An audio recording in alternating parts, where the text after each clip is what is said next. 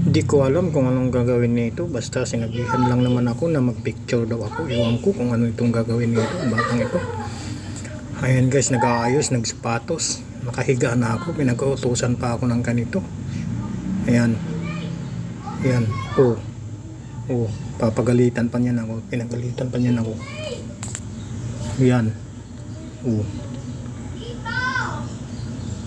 Oh, ayan. Sama pa ng tingin sa akin. Oh.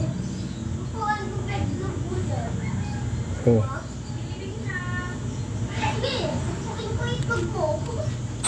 Ayan mga guys, anong ano yan?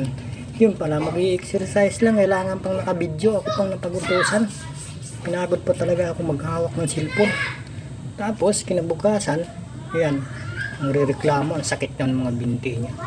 Ganyan lang pala mag-exercise sa loob ng bahay. 3 minutes daw yung sabi niya sa akin, 3 minutes. So, parang nakakapagod din kaya. Kaya pala, kinabukasan, parang hindi na makatayo siya ng ganyan niya. Kasi, ang sasakit daw ng mga binti niya. Yan guys. Panoorin nyo lang kung anong klaseng ensayo na yan. Tataka ako nito eh.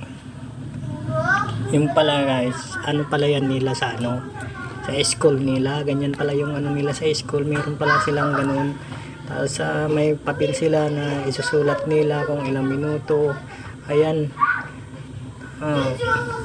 Galit. O ayan, galit pa yan guys, galit yan sa akin. Binagalitan pa ako kasi hindi daw ano. Kasi nga nung unang video namin yan, naka 1 minute na pinatay ko, kaya siguro mga ang nagawa niya mga 5 minutes, kaya pagod na pagod maggaganyan yan. Kaya